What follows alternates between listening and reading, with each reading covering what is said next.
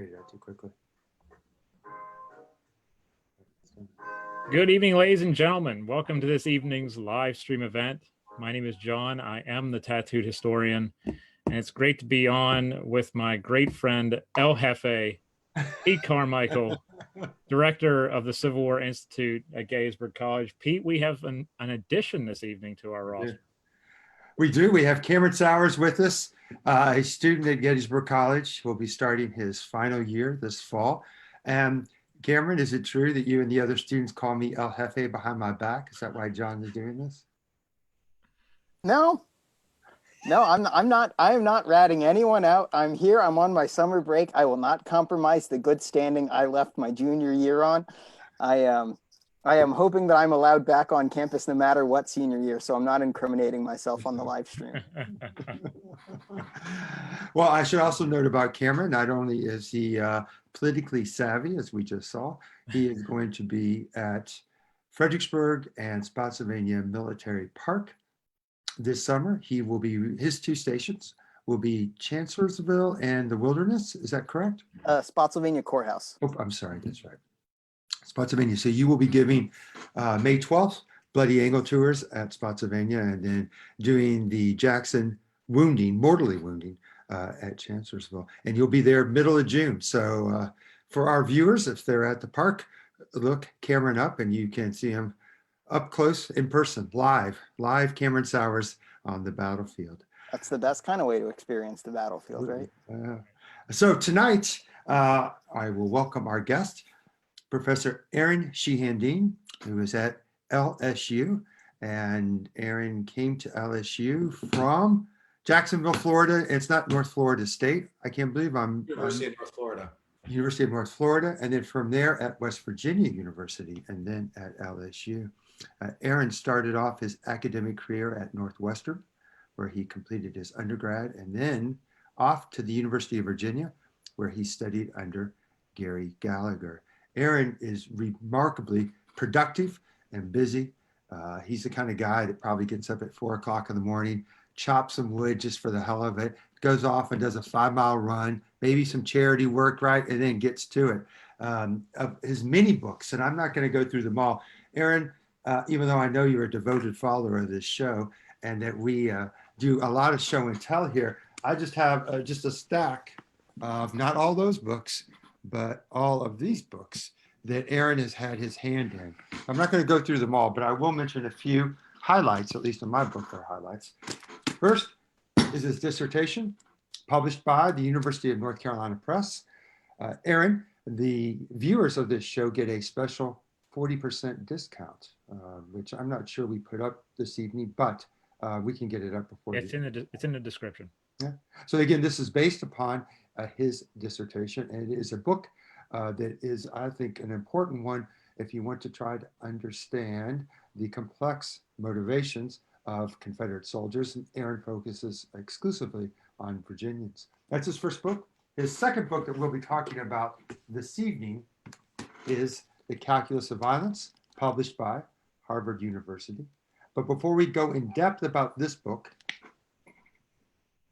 hot off the press, and Aaron, I received it just 2 days ago. Awesome. Published by the University of Florida, or Florida, is that how they University Press of Florida. University Press of Florida, that's right. Reckoning with Rebellion, War and Sovereignty in the 19th Century. Again, just out, a beautiful cover. They did a great job.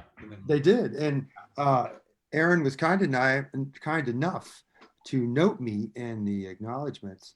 To quote him, he said, he thanked me for my, what did you say? Unvarnished criticisms of the book. Unvarnished. You know, I didn't take that as a slight. In fact, I thought that you were appreciative of the hard criticisms that I gave. And this is important, I think, for everyone to know. We're obviously good friends, but when it comes to reviewing each other's work, we, in a sense, sort of take off the gloves because we know, of course, we're trying to do everything we can to help each other write a better book.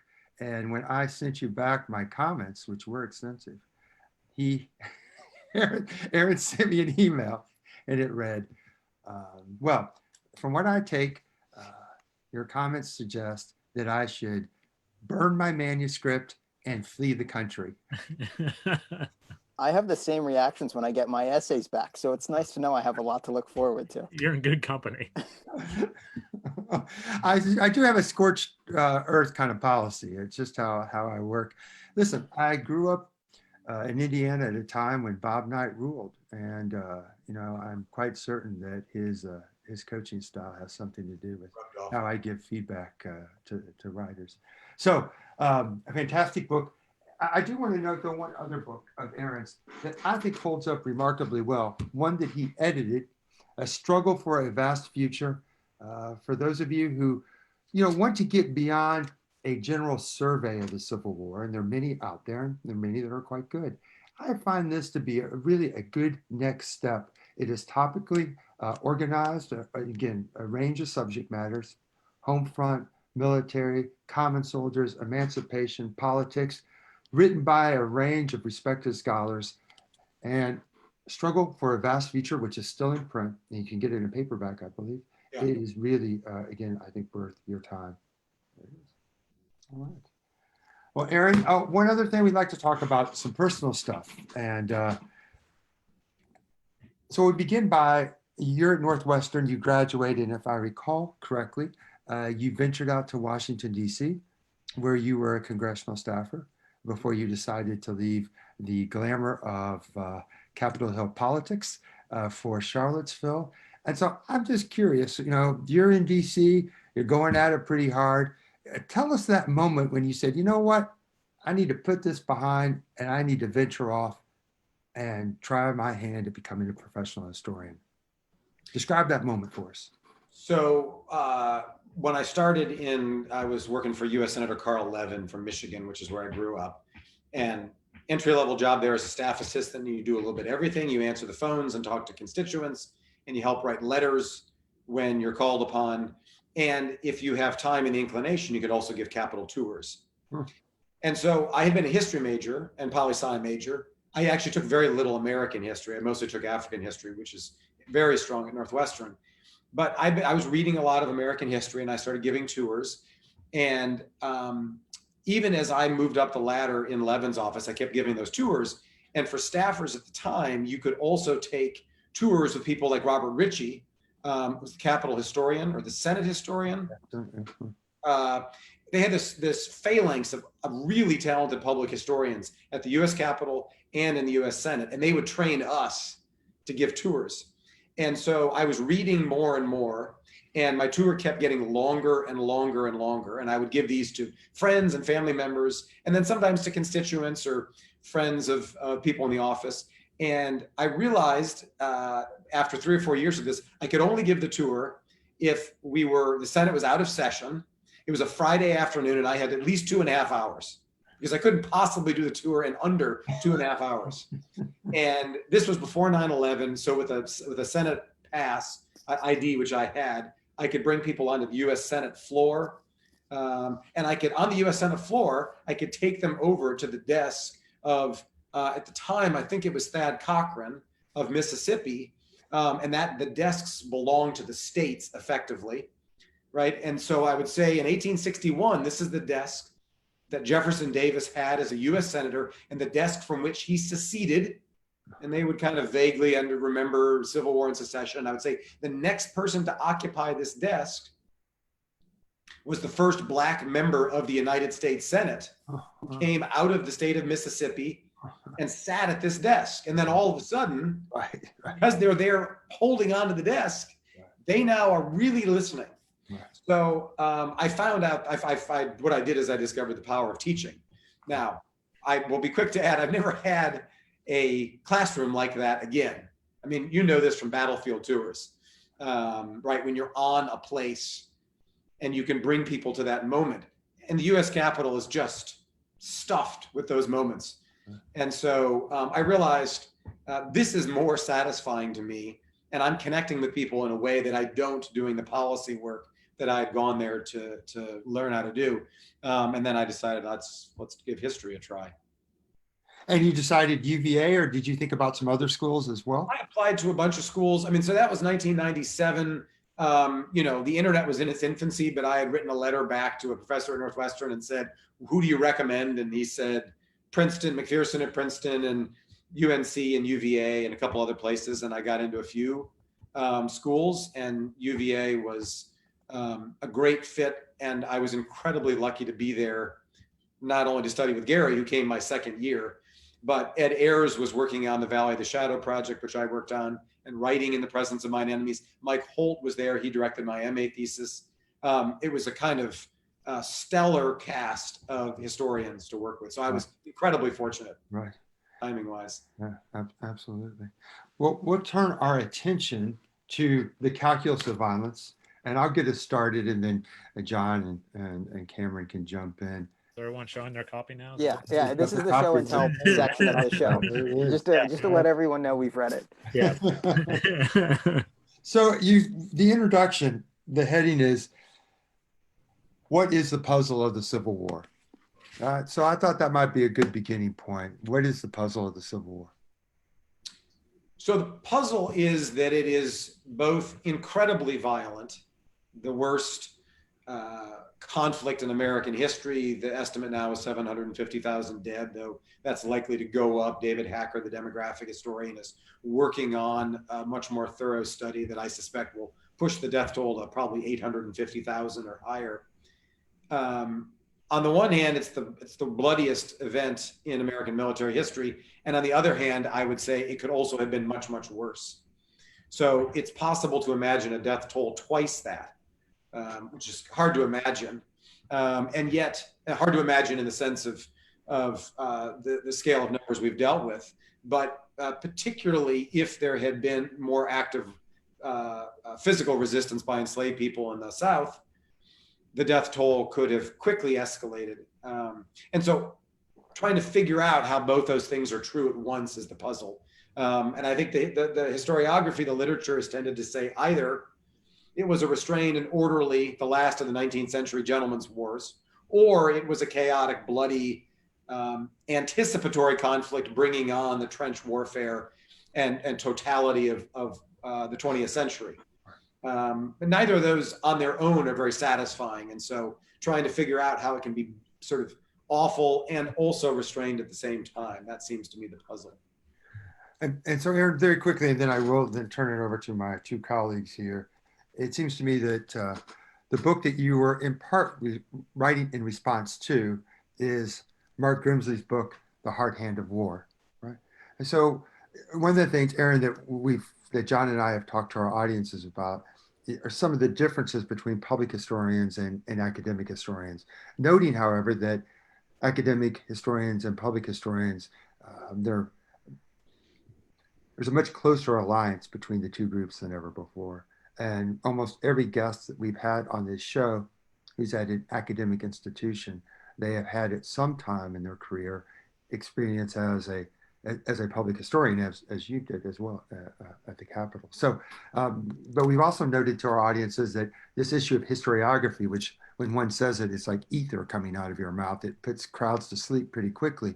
But the point is to note that academic historians are writing books as part of a conversation, and often either in opposition to or building upon pre-existing work. And so Mark Grimsley's book, The Hard Hand of War, which I think is, again, a remarkable book. Mark is at Ohio State University. Could you tell us just a little bit about this book and how, again, the questions that arose out of, for your project, how they're related to this? Yeah, well, I mean, Mark's book is brilliant, and the fact that it was written in 1991, maybe, you can look at the copyright because you've actually got it in your hands. I mean, it was very early as a book that offered 95. I was close.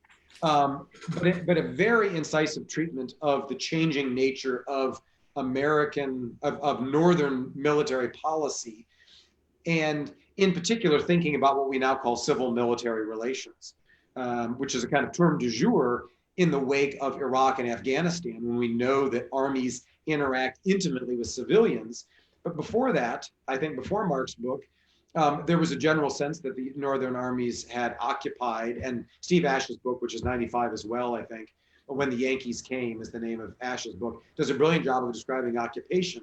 But Mark's book was the first to explore in an analytical way what drove Union policy and Union soldiers in their engagement, and the ways in which they escalated the pressure that they applied to Union civilians over the course of the war. And he sees a kind of three-stage development there. And there's much that I agree with in Mark's book, and I tried to build upon it, partly by bringing the South into conversation, because in my view, thinking about war has to be, you have to have both sides. It's a dialectical process. And so Union policy evolves partly in response to Confederate policy. And then the next phase is the Confederates responding to that. And we've had, I think, too many books that have done mostly the North. We've had very few that have sort of dealt seriously with Confederate military policy and particularly its interactions with civilians. But I also don't see as straight a kind of linearity as Mark does in terms of the steady escalation. I see cycles that escalate and then de-escalate in different theaters and at different points in time. But I think his general thesis that the Union brings increasing power to bear against the resources and the infrastructure of the South as a way to bring on a faster victory is correct. It's important to remind readers and listeners who might not have read the book, that's infrastructural damage. It's not the Union Army increasingly targeting civilians. They almost never do that. That is targeting them with lethal violence.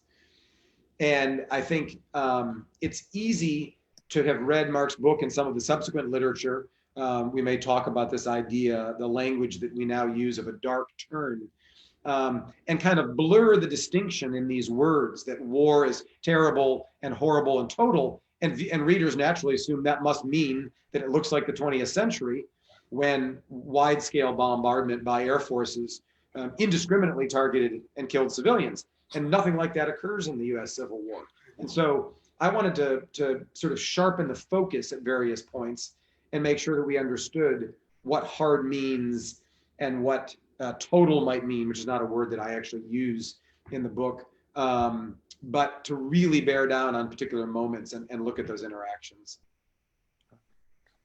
Yeah, this is, so Dr. Carmichael told me I needed to be ready to grill you.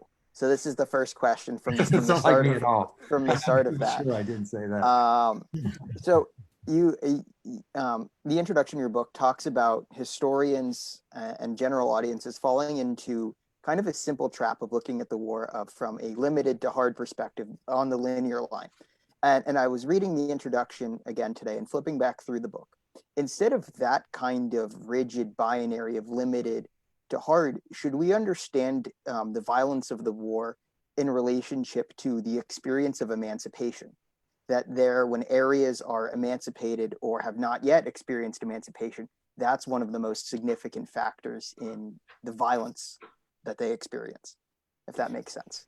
Yeah, I think that's certainly one of the key elements driving the escalation. And I think it was Mark Grimsley that actually talked about emancipation as the crown jewel of the hard war strategy. He was mostly focused on it from the perspective of confiscation of resources and about the transfer of manpower of enslaved men coming from bound labor in southern plantations to now enlisting in the Union Army in the USCT and fighting. But as you raise here, part of the question is about what the movement of enslaved people from bondage to freedom does to the Confederate Army and the ways in which the violence that they use escalates. And it escalates enormously, particularly in the lower Mississippi Valley here in Mississippi and in Louisiana, in the wake of enslaved people freeing to Union armies. There are increasing attacks on plantations. And in those rare places where enslaved people have managed to find some autonomy in a contraband camp, guerrillas will often target those with lethal violence. It's not, I would say, the only factor that disrupts a kind of linear time scale, but emancipation itself, as we know from a lot of writing recently, doesn't happen consistently.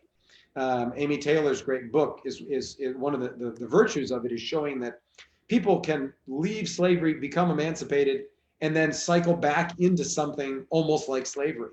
That depending on the fortunes of war and the position of the US Army, those aren't permanent states until you get a 13th Amendment.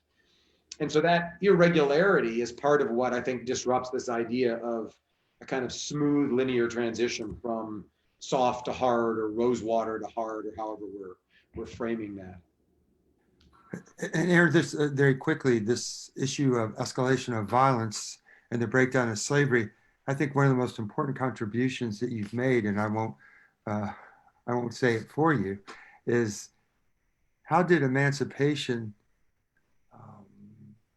in a sense, did not unleash the violence that people imagined, and that people imagine not just in the South, but also Northerners as well. And that's really sort of the stunning outcome of emancipation in my mind. So I sort of danced around the edges here. What am I talking about? I mean, mine too. And it took me a long time to see it, even though it's lying in plain sight, which is enslaved people put their energy towards seeking freedom, not towards revenge. There are very few cases of enslaved people eschewing the opportunity to leave a plantation and staying on a plantation in order to commit violence against former masters or neighbors or white people in a community in general. And the result of that is it confounds, as you said, both white Southern expectations of what enslaved people would do if offered the opportunity of freedom, and what white Northerners thought. I mean, someone as an abolitionist as dedicated as Salmon Chase, he's Lincoln's Secretary of the Treasury, and he says in cabinet meetings in 1862, we can't adopt an emancipation perspective because it's likely to incite violent insurrection, and we can't be responsible for that. Even he doesn't really trust what will happen. And of course, before Haiti, but certainly since the Haitian Revolution, white Southerners have been anticipating and prophesying and using as a kind of shield the dangers to the world, and in particular to white Southerners, of what would happen if slavery was undone and black Southerners were allowed the opportunity to, as they saw it, seek their vengeance. And in the event, that doesn't transpire at all the way people imagined. And there's a variety of reasons for that we can talk about, but it's a singularly important fact in the war. 500,000 enslaved people flee to freedom. And I can in the literature only find a handful of instances of sort of robust physical violence, of some being killed or of a site of arson as an enslaved people is fleeing. You read the WPA records and other sources, and there's very little of that. Very quickly, quick follow-up before John takes over. If I were a grad student, I came to you and I said, these conclusions you've reached about emancipation during the war and the fact that there weren't any major uprisings, that you don't see an escalation of violence as everyone had imagined. If I were a graduate student and said to you, hey, is this an opportunity, though, to look back on the institution of slavery and help us understand the complex relationships between master and slave? Is it telling in any way about what happened during the war? Well, I think, yes, it is telling about the nature of coercion, about how slavery operates. And as you say, it's an enormously complex relationship.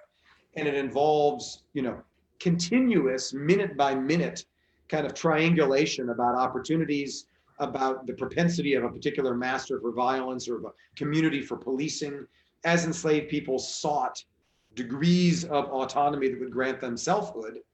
And also some, of course, seeking freedom by escape.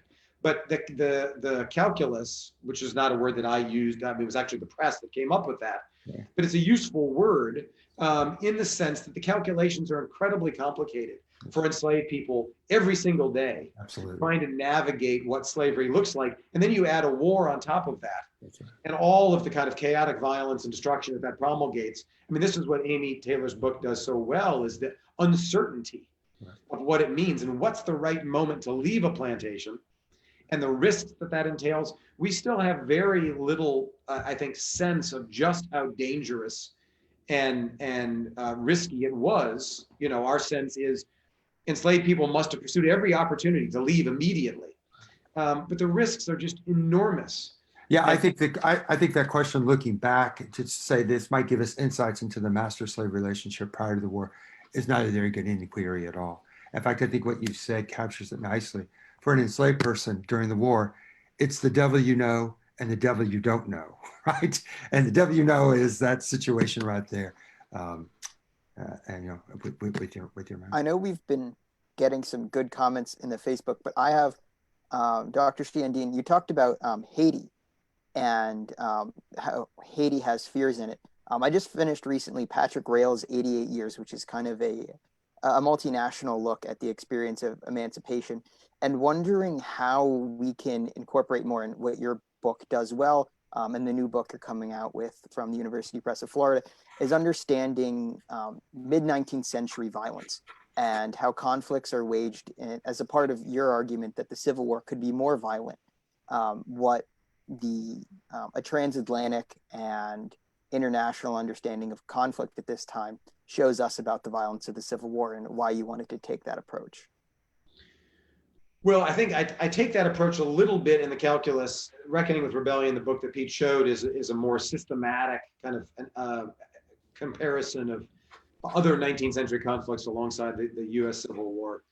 And I came to that because people at the time make these comparisons, right? I mean, I deal with it in calculus in the context of free African Americans in the North, and also to a lesser extent enslaved people in the South, though it's much harder to find the evidence from them. But free people of color in the North knew what had happened in Haiti, and they understood British and French emancipation in the West Indies, and they watched those carefully. They had Emancipation Day celebrations, often August 1st.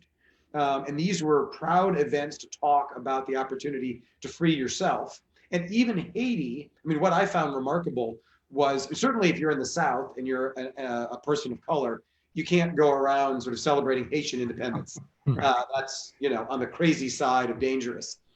But by the middle of the Civil War, when Lincoln begins to initiate diplomatic relationships with Haiti, there is a huge celebration of Haitian independence in Chicago.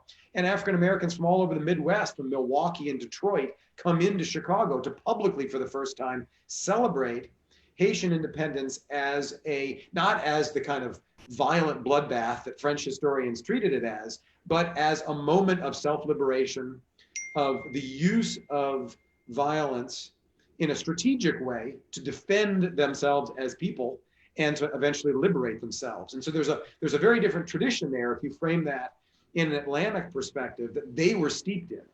And so, I would come to this, I mean, like Pete, I'm an archive rat. And so you read these things and, you start seeing how many people talk about the example of Haiti or the example of the West Indies. And there's a historical consciousness at work there.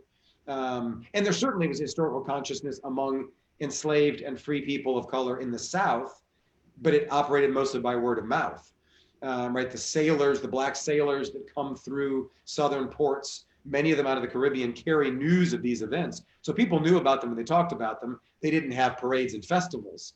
But there's certainly, I think, a kind of folk knowledge of these events, and they are part of what's marshaled as a way of giving depth to the claims to freedom that people start to make in the midst of the U.S. Civil War.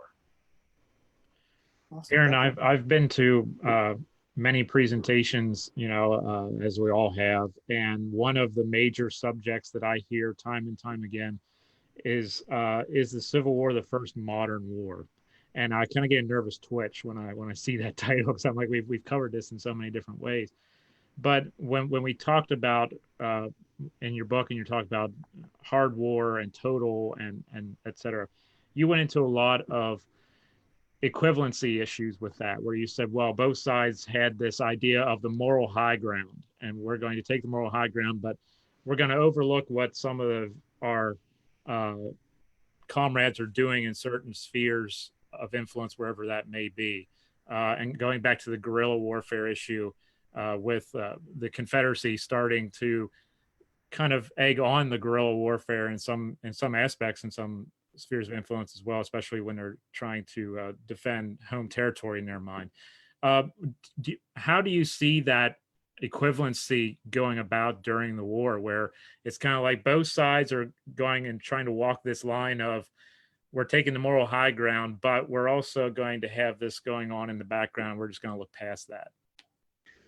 Well, I mean, to the first question, the first point about modernity, I mean, I don't know who doesn't fight a modern war. That is right. You fight with the tools available. We're as modern as it gets. And so, I mean, there's a kind of obvious answer. Sure, it was a modern war in 1860. Right. Does it look so modern in 1919? Probably not. Right. But the question of how each side sort of positioned itself, and here I'll actually lean on something that Pete had emphasized in readings of this manuscript, and he gave me many over the years, which is to remind our readers of just how decentralized and frankly disorganized the 19th century armies are compared to 20th century armies. So that I would say the result of that is that there's a lot more breathing space, right? You find this over and over again in the Civil War, where in one place, one of the officers on one side or another exceeds the bounds of war. Maybe they kill a junior officer. Maybe they have unjustly put men to hard labor. And what that involves is an exchange of letters back and forth between usually the commanding generals in that department. Those are often forwarded up the chain to Washington. This takes weeks or months to happen. And what you almost always get from Washington is, of course, we don't condone putting regular prisoners of war to hard labor. That's for convicts. And we've always respected prisoners of war. So if there has been a violation way down there in Alabama, we will certainly rectify it.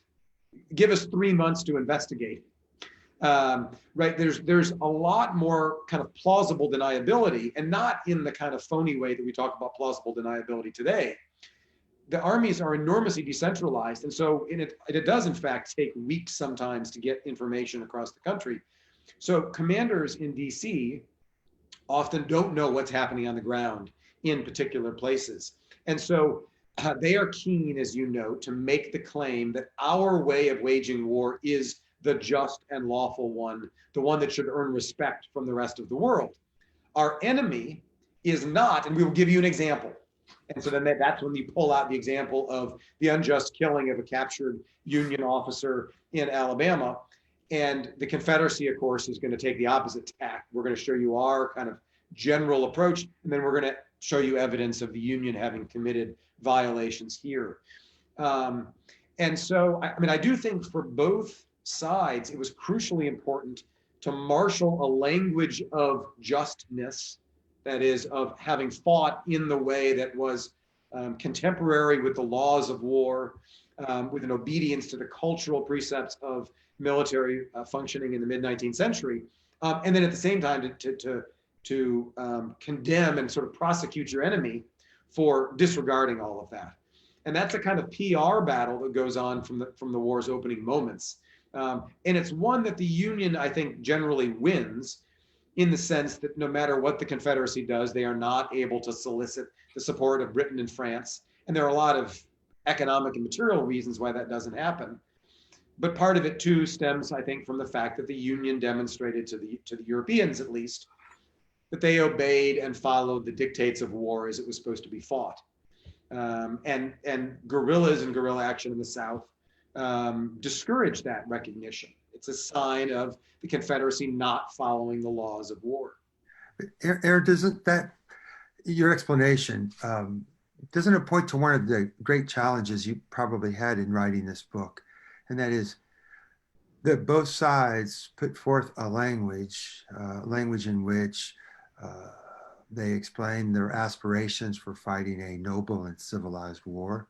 And as the war progressed, they continued to affirm that they, in fact, were fighting the way that they had set out to fight, and that it was the other side that was violating these rules of civilization or civilized war with impunity.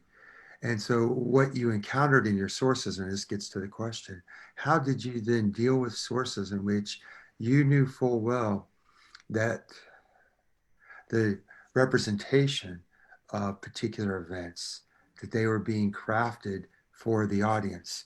They were being crafted for an audience, again, not just at home, but as you point out, for a European audience, in which both sides very much wanted to be seen as, again, as legitimate and fighting according to the rules of warfare.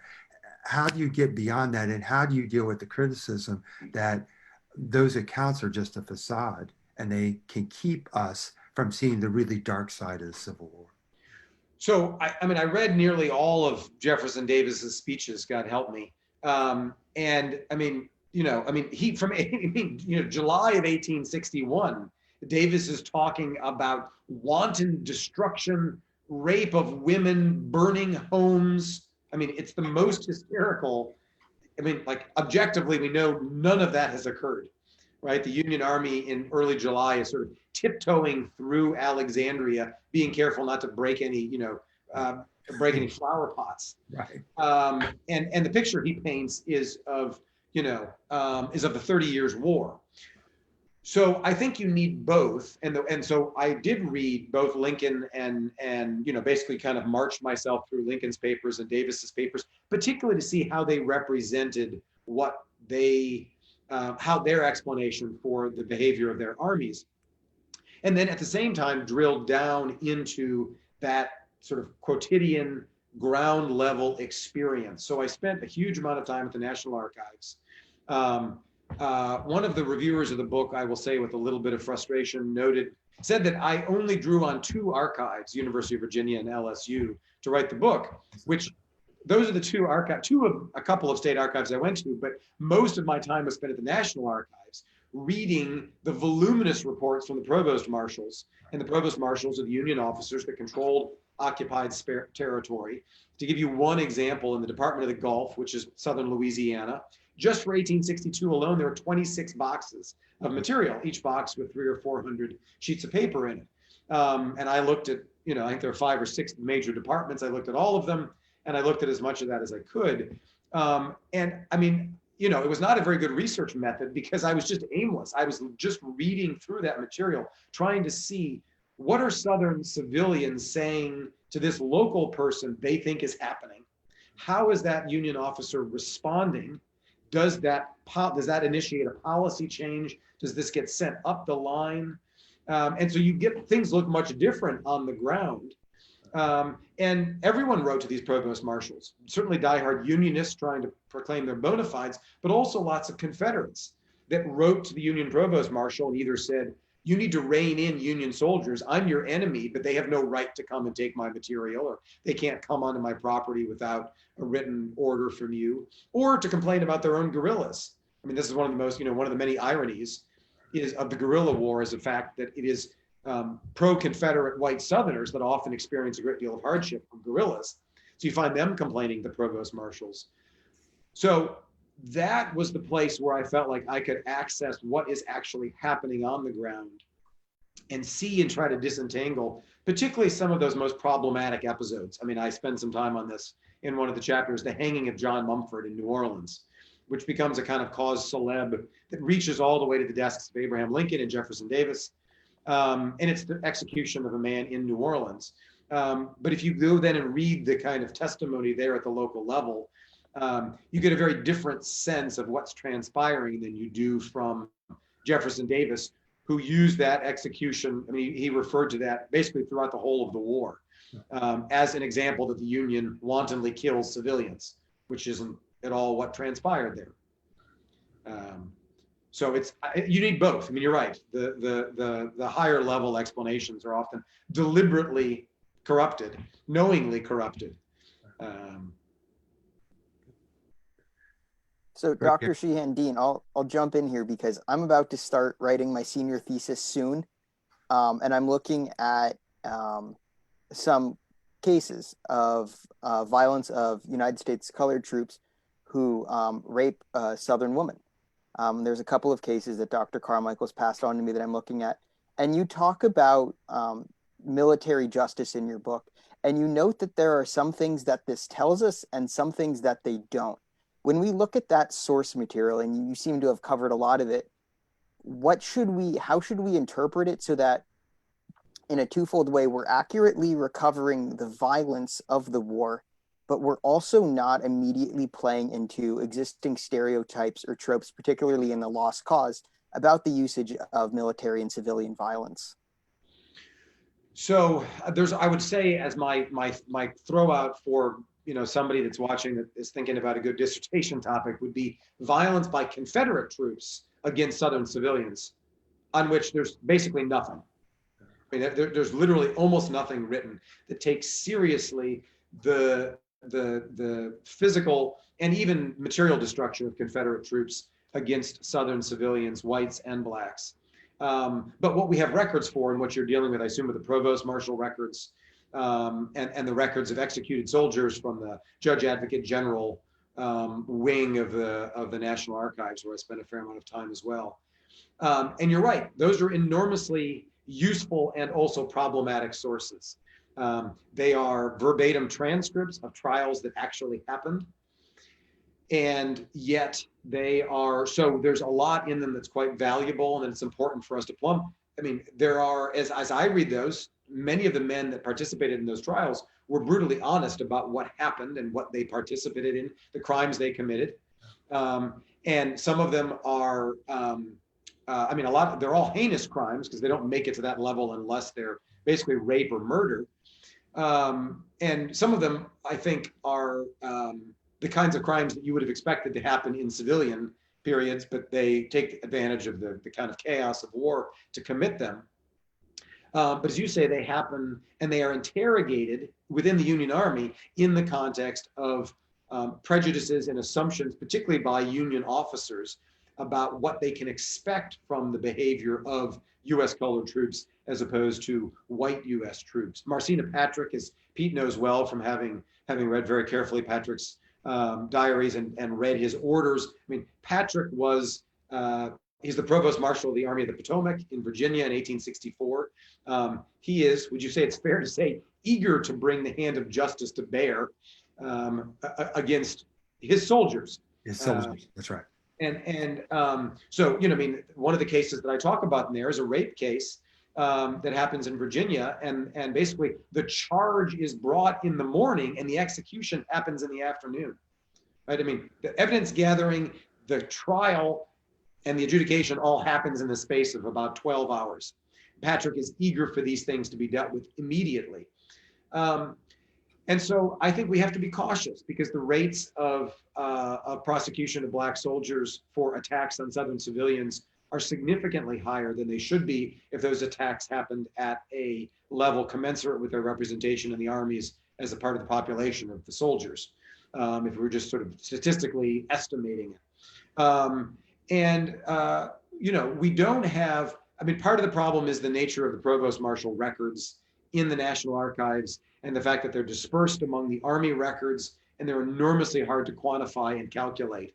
So even that, we don't yet have a good sense of just how many prosecutions there were for what kinds of infractions, right? A soldier who attacks a civilian might have been charged with conduct unbecoming, right? Something hopelessly vague that you can't actually, unless you have complementary records that tell you what happened there. I mean, Pete has a case like this that in which you've got newspaper evidence, soldiers writing about it in their diaries. But if you don't have that, there's tens of thousands of prosecutions for conduct unbecoming. That could be almost anything.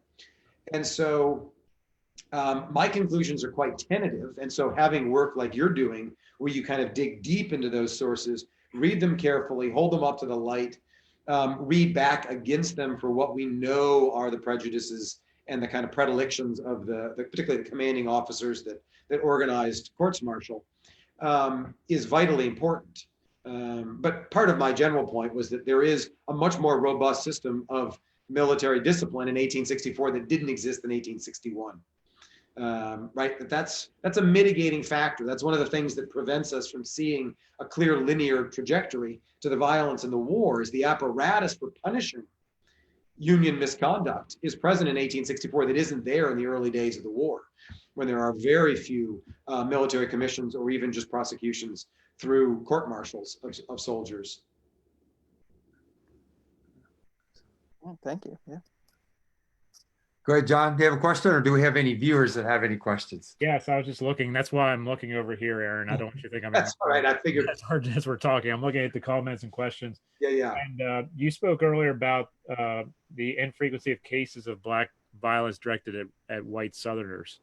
And Kevin Levin came on and he says, does that infrequency directed towards white people by Black soldiers during the war help prop up the lost cause narrative, in your opinion?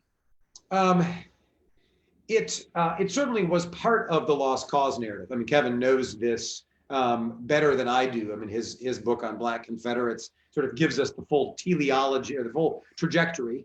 And in a way, a kind of teleology, since the goal was established at the beginning, which was the goal of the lost cause. One of the goals is to prove that slavery was benevolent. And so if you can find a lot of evidence that enslaved people during the war didn't enact physical violence against white Southerners, perhaps that suggests that slavery wasn't so bad after all. This is certainly how the historians of the 1870s and 1880s read that information. I think what's more valuable, of course, in terms of evidence is what's happening in the 1860s, right, when during the war itself, Confederate chroniclers and newspapers had a great incentive to be able to dramatize what Jefferson Davis said was going to happen with the Emancipation Proclamation, which was wanton violence. And there's almost no reports of that. I mean, I think over the course of the war, this is Vicky Bynum's number in North Carolina, there are 3 court accusations of rape, 3 accusations of rape by Black men against white women that make it into North Carolina courts in all 4 years. Now, the court system's pretty broken in parts of North Carolina. Still, it's an unbelievably low number. Unbelievably low. So, I mean, Kevin's point is a good one, right? We need to handle this with care and not use that evidence, right? We contextualize that evidence. That's the main thing we do. And so part of my effort in the book is to contextualize why it is that enslaved people, if offered the opportunity, didn't seek it, didn't seek retribution or revenge. And I think that the first and most obvious answer is they didn't have that opportunity. What they had, as I suggested earlier, was a tremendously narrow window of opportunity to maybe take their family and get to freedom. And spending time enacting vengeance impedes that. And freedom was the goal. And so detracting from that would have been a strategically unwise choice. Whites have an enormous monopoly on the means of violence in the white South and in the Confederate South. And for every instance of the slightest sort of resistance or autonomy that enslaved people manifested during the war, Confederates, either the army or guerrillas or civilians, come back usually 3 or 4-fold. Right? There are accounts of guerrilla attacks in Mississippi and Alabama of dozens of people killed. It's very hard to kind of quantify and verify these things. That's part of why the death toll of the war might well go up a lot. And where it would go up is in the death of African Americans.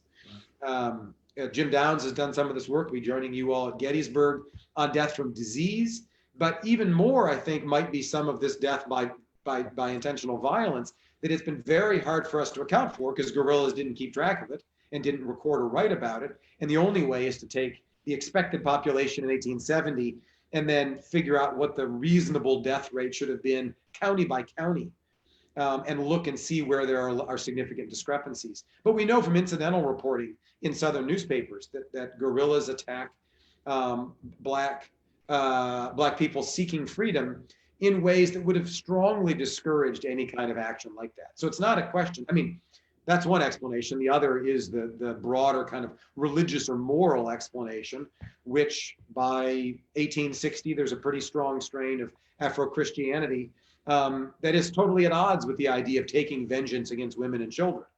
And Aaron, let me just jump in real quickly. I appreciate what Kevin's question as well, but I think the one thing that, and I'm not speaking directly to Kevin here, is my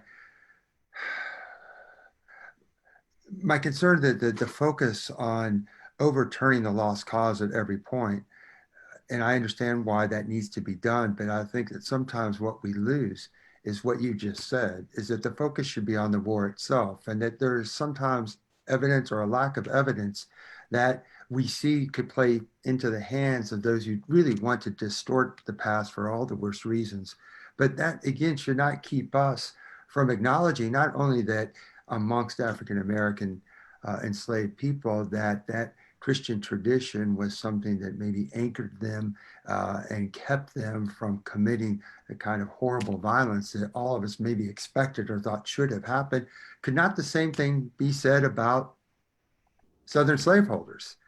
Can it not be said that during the course of the war, and because let's not overlook the hard fact here, the vast majority of them, they're in a state of shock, and in a state of shock because they feel that these enslaved people that they have cared for have suddenly betrayed them. And again, I say that not because I'm trying to defend slaveholders. I say that because if we just focus on trying to blow up the lost cause, what we also miss is the fact that slave owners saw themselves in a benevolent light. We can punch holes in that very easily. But it's still, again, that's not the point. I think the point you're trying to say is this extraordinarily complex relationship that enslaved people had with white folks demands that we also take the Christian traditions that white folks believed in as well. That again, it's just making them human. I'm not trying to either demonize them or make them into saints. But I'm somewhat troubled by the sort of zealotry that I see and demolishing all things lost cause, and in the process, taking down the important evidence that you and others, I think, have recovered and worked with for the war years. That's, I think, the difficulty, right, is sort of following the evidence without following it into the lost cause. That's right. That's and so the way you do that is by not, analytically, the lost cause is, today, I hope, an empty shell.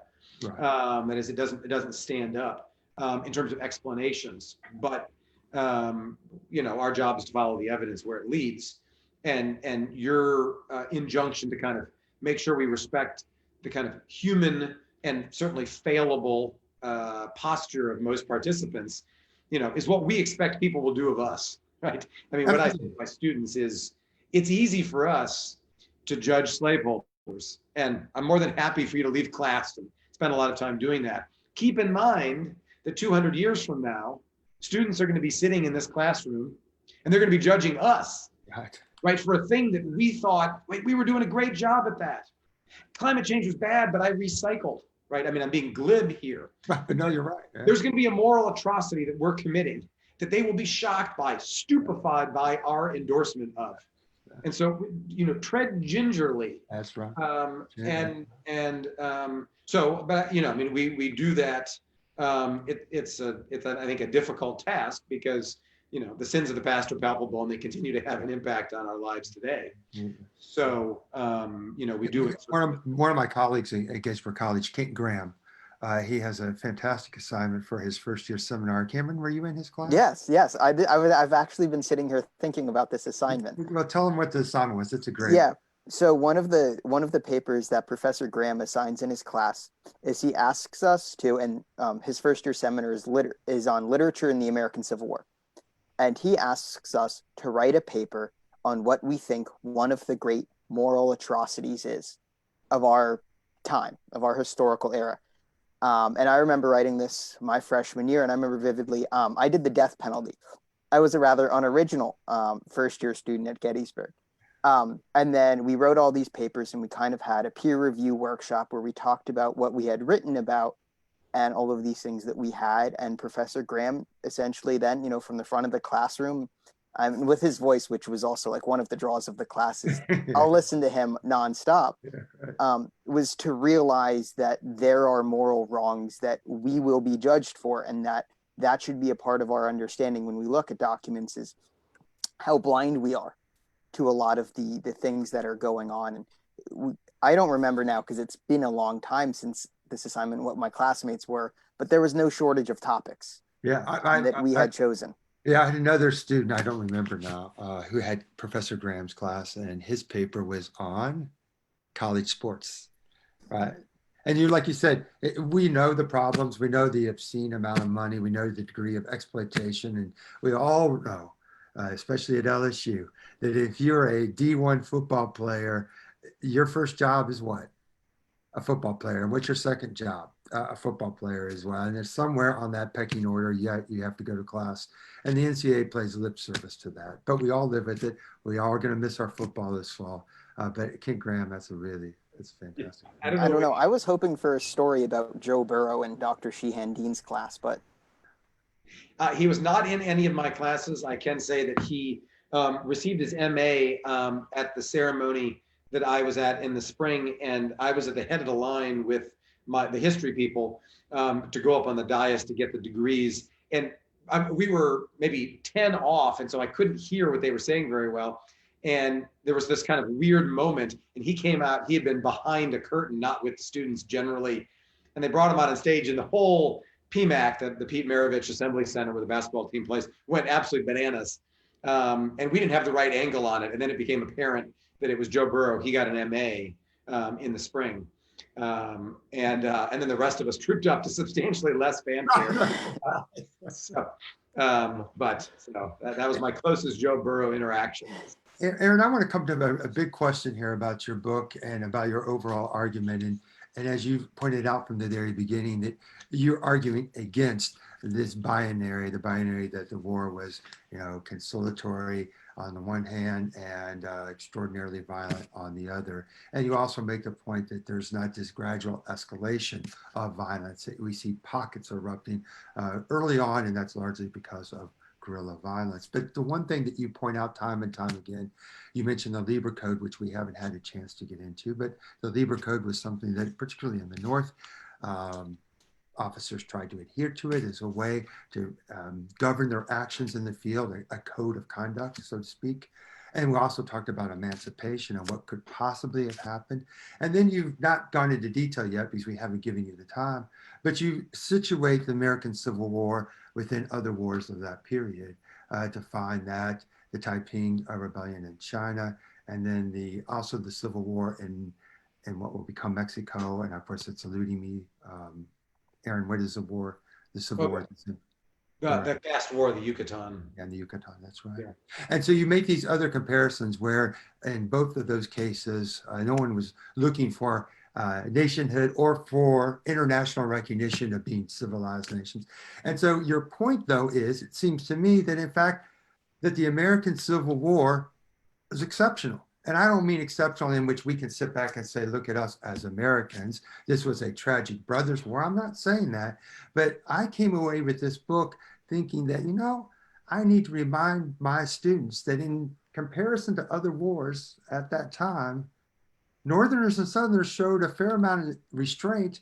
And it is, if you don't want to use the word exceptional, then certainly distinct and different from what else is going on. So how does that assessment of your book set with you? It's fine. So the big exception, the big exception is the treatment of Black soldiers, and the treatment of Black soldiers by Confederates is much more similar to the kind of atrocities and the grotesqueries that we see in some of those other conflicts, where soldiers refuse to grant quarter to wounded or surrendering soldiers. But between white soldiers and between the major armies, I think the word exceptional is not unfair to characterize this. I mean, the history as a Francophile of the Paris Commune, right? The end of the Paris Commune, which is a kind of secessionist movement. I mean, Paris isn't going anywhere, but the communards are trying to proclaim a kind of independent Paris, and the National Army comes in and they defeat the communards, and then over the course of the week, John Merriman's estimate is 25,000 people are executed. I mean, the bodies are stacked up in the street. There are images of this from 1871. And it produces a very different post-war state in France. Right? I mean, on the one hand, we can say that's probably a worse outcome than what happened in the United States Civil War, where 2 or 3 people are executed for war crimes. If you count Henry Wirz and Champ Ferguson, maybe 1 or 2 other guerrilla leaders that are executed, almost no one is executed. And the result is that all of that kind of political and economic elite of the Confederacy they stay in the United States, and they continue to be obstreperous and truculent about Reconstruction, and then they help restore home rule and democratic rule in the Jim Crow South. And in Paris, that class was liquidated, the class that posed a threat to the state. And it produces a much more peaceable, centralized state in France. So the outcome, I mean, it allows us in a way to kind of weigh the long-term outcomes of how you end wars and how the nature of a war shapes the political order that lasts for generations. And the American one is unusual in that respect. The scale of death in the Taiping War is unimaginable. The low estimate is 20 million dead in about 13 or 14 years of fighting, and the high is maybe double that. And it is, I mean, China admittedly is a much, much larger entity at that time, but even still, those numbers are staggering. And so I think, again, this is a sort of historiographical point, right? Our zeal as historians to reject the idea of American exceptionalism, and analytically, it's a corrupt and sort of empty idea, as you postulated America as a city on a hill. But it shouldn't blind us to evidence that demonstrates that things didn't happen in North America the way they happened elsewhere, right? And we have to sort of confront that and do it in a way that recognizes difference and distinctiveness without making it into some kind of triumphalist exceptionalism. And there are ways to do that, I think. John, would you like to finish us off here with the final question? Sure. I was wondering about the violence with occupation, which went along with your book as well. It's often an overlooked subject, in particular in the Civil War realm, with a lot of people who come to conferences or who go to battlefield tours, including me for the most part of my life. I didn't even think about the occupation, the violence associated with occupation, and how it impacted the local area. And it's almost like a state by state issue again, as we go through that. With your findings with occupation, were there major issues with that you think are often overlooked when we talk about the totality of the scope of the conflict itself? So I gave a talk recently in New Orleans where I went down to defend Benjamin Butler, just to be perverse. And I would love to do the same thing with Sherman in Atlanta. Go to the Atlanta History Center and give a long talk about how occupation in Atlanta wasn't nearly as bad as everybody thought. In fact, Stephen Davis has already written the book, What the Yankees Did to Us, which is, I think, close to 400 pages, about Sherman's bombardment and attack on Atlanta. And in the effort to acquire it, in which after 5 weeks of round-the-clock bombardment, 20 citizens had died. And I'm not gainsaying that those 20 citizens shouldn't have died, but 20, this is not Leningrad, right? I mean, it's kind of remarkable. That being said, certainly the local conditions and the dynamics around occupation are some of the most fraught moments of the Civil War, starting with the moment in which a city is captured and occupied. New Orleans and actually Baton Rouge turned out to be two of the most useful examples for me, because both of them demonstrated how fragile these moments are. American naval commanders, I mean, it's generally naval commanders on ships who get to towns and take surrenders, because the Union Navy is going up the Mississippi. It takes a lot more effort to go capture a city by land. But they didn't have any experience with accepting the surrender of a city and then what you do to manage the civilian population. We know this today because we've been dealing with, nearly 2 decades now of warfare in Iraq and Afghanistan. And so, Americans, I hope, have grown quite sophisticated about how difficult it is to manage the peaceful occupation of a enemy space, which may contain continuing irregular enemy combatants and also innocent civilians, and also civilians who might be eager to work with a, quote, occupying power to redevelop a place with probably the goal of then getting that occupying power as fast as possible, but who don't present a military threat. We've all had soldiers, ex-soldiers, veterans in our classes who have been in these positions in Iraq and Afghanistan, and listening to them talk about the difficulty of figuring out who are the people that I can trust? How do I convince them that I am someone that can be respected at my word, that I am there to do security, but also well development and school building and road building and so on. And that it can only take a handful of guerrillas to upset those moments. We've had a lot of good studies of occupation, but I actually think there's more to do on a kind of local basis to understand the nature of that process. It's enormously fraught, and it was fraught in the 19th century in ways that are very similar to the 21st century.